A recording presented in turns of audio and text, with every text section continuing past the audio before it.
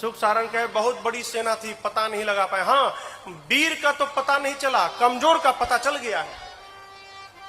उस सेना का सबसे कमजोर योद्धा कौन है? रावण बोला कौन है? सुख सारण कहते वही जो लंका जला कर गया था। लंका को जलाया, उसका बल सबसे कम बल है सेना में। ऐसा एक भी कपि नहीं जो युद्ध में आपको परास्त न कर डाले। ये लीजिए लक्ष्मण जी का पत्र। सुख सारण ने भी रावण को समझाया, रावण ने उनको भी लात से मारकर भेजा है। दोनों मुनि थे, श्राप के कारण असुर हो गए थे। इधर 3 दिन बीत गया, मार्ग नहीं मिला। प्रभु ने लक्ष्मण जी से मांगा तीर धनुष। जैसे प्रभु ने धनुष पर बाण रखकर अनुसंधान किया है, समुद्र को सोखने लगे के लिए पूरे समुद्र में खलबली मच गई। समुद्र नारायण प्रकट भय है, क्षमा याचना किए। अब यहां पर एक बात समझिएगा, यहां पर एक चौपाई है। ढोल गंवार शूद्र पशु नारी, सकल ताड़ना के अधिकारी। ताड़ना मने हाँ पीटना ना। लोग कहते हैं महाराज यहाँ गोस्वामी जी कहे हैं कि ढोल गंवार शूद्र पशु नारी सकल ताड़ना के अधिकारी, इन सबको पीटना चाहिए। ये अर्थ का अनर्थ है। ताड़ना मने पीटना नहीं होता, ताड़ना मने देखना होता है। अवधि है ना, अवधि में कहते हम तुमको 5 दिन से ताड़ रहे हैं, हाँ तुम क्या कर रहे हो। समुद्र नारायण कहना चाहते हैं प्रभु 5 तत्व हैं, गगन, समीर, अनल, जल, धरणी।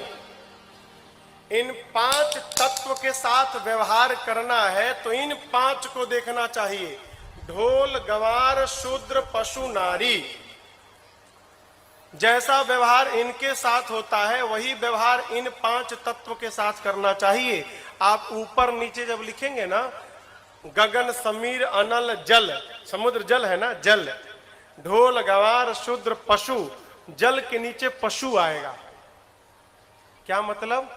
समुद्र नारायण कहते हैं प्रभु जिस प्रकार पशु को बांध के रखा जाता है उसी प्रकार जल के साथ व्यवहार करना चाहिए।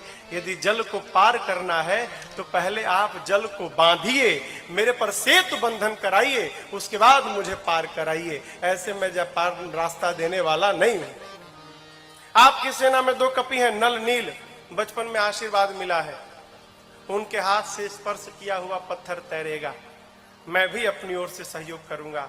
आप जाकर रामेश्वरम में देखिएगा, रामेश्वरम के समुद्र में लहरें नहीं हैं, समुद्र शांत है। क्यों? समुद्र देव ने वचन दिया था मैं लहरों को शांत कर लूंगा। क्यों? लहरें रहेंगी तो पत्थर इधर उधर बिखर जाएंगे, लहरें शांत हो जाएंगी तो पत्थर एक साथ रहेंगे। इसलिए समुद्र आज भी वचन का निर्वाह कर रहे हैं वहां पर। भगवान ने कहा इस बाण का क्या करूं? समुद्र नारायण ने कहा प्रभु मेरी उत्तर दिशा में राक्षस है, छोड़िए मर जाएंगे।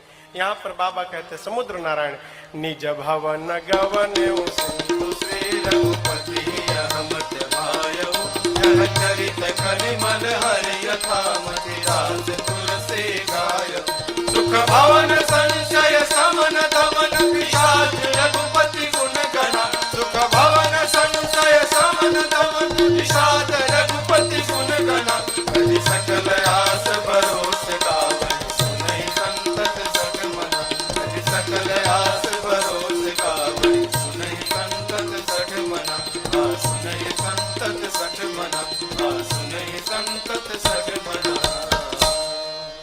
समुद्र नारायण अपने घर विदा लेकर जाते हैं।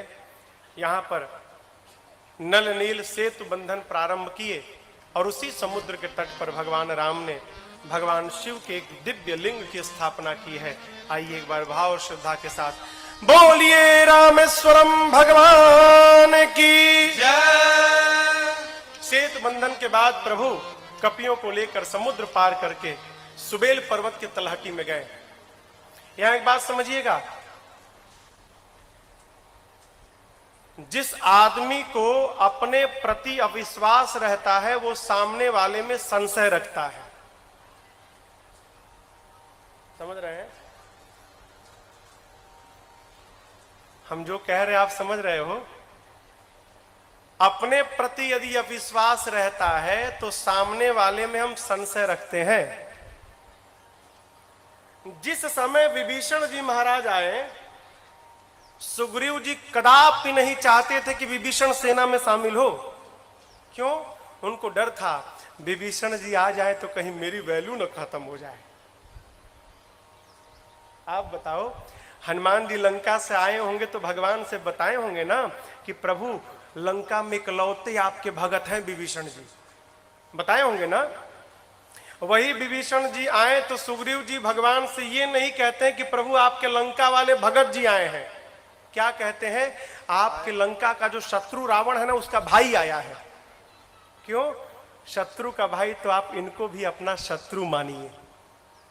अपनी ओर से कोई कमी नहीं छोड़ी सुग्रीव जी ने। और जैसे भगवान ने विभीषण जी को अपना लिया, आप पढ़िएगा, उस दिन से सुग्रीव ने भगवान से बात करना बंद कर दिया।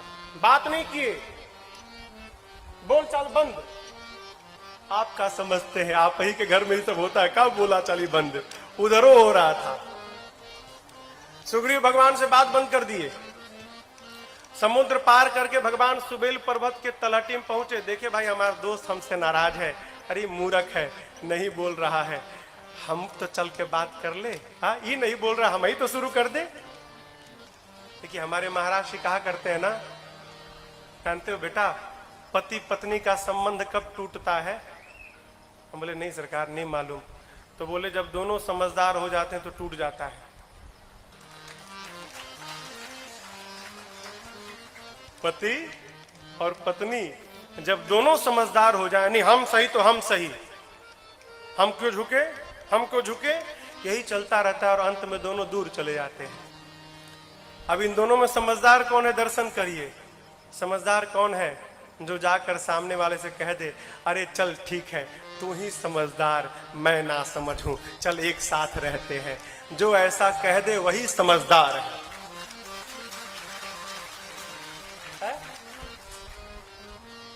क्या तनना हो, झुकता वही है जिसमें जान होती है, अकड़ तो केवल मुर्दे की पहचान होती है। थोड़ा जीवन में ना लोच लाइए। सुग्रीव नाराज होके बैठे हैं, भगवान कहूं नहीं बोल रहा है तो कहा हुआ हम ही चल के बोल लेते हैं। तो सुग्रीव बैठे थे और जाके भगवान उनकी गोद में सर रख लिए। अब बोले दोस्त, ये जो चंद्रमा में दाग है, ये दाग क्या है? अब देखिए, अब भगवान बोल दिए तो बोलना पड़ेगा। बोले प्रभु मुझे तो लगता है कि पृथ्वी की छाया दिखाई पड़ रही है। एक कपि ने कहा मुझे तो लगता है प्रभु कि चंद्रमा का भाई विष है।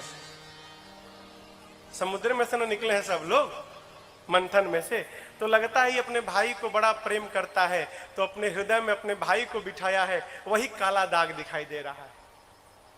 एक कपि ने कहा मुझे लगता है प्रभु कि भगवान ने जब रति को बनाया होगा ना, तो चंद्रमा के अमृत को निचोड़ के बनाया होगा, तो अमृत निकलने से वो काला स्थान बन गया है। हनुमान जी कहे प्रभु सब लोग बोल लिए, अब हमहू आपन बतावें। बोले बोलो।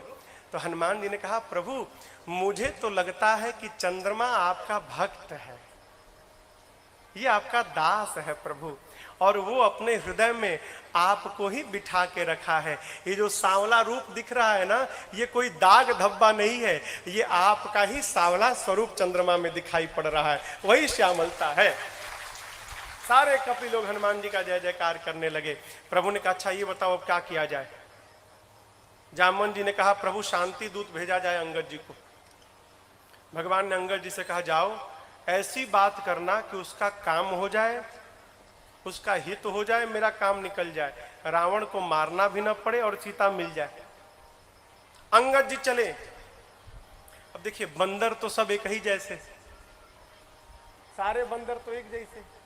जैसे हनुमान जी अंगद जी लंका में पहुंचे हो, खलबली मच गई। आ गया वही बंदर जो जला कर गया था, वही बानर आ गया है, लोग भागने लगे। अंगद जी जा रहे हैं, सब दूर दूर खड़े हैं, कहे कहीं इधर ना आ जाए। अंगद जी पूछ नहीं रहे हैं, सब लोग बिना पूछे रास्ता, हाँ उधर से उस गली से जाइए, उस गली से। कहे कहीं इधर आ गए तो मेरा कहीं स्वाहा न हो जाए। सब लोग रास्ता बताते हैं। अंगद जी गए हैं, रावण के साथ वार्ता भई है। बड़ा प्रयास किया अंगद जी ने, माना नहीं रावण। अंगद जी चले आए, आकर कहे प्रभु मानी ना, नहीं मानेगा। युद्ध अनिवार्य भया, राम दल की 4 टुकड़ी बनी। और आपको बतावें, एक ही साथ लंका के चारों द्वार पर धावा बोल दिया गया।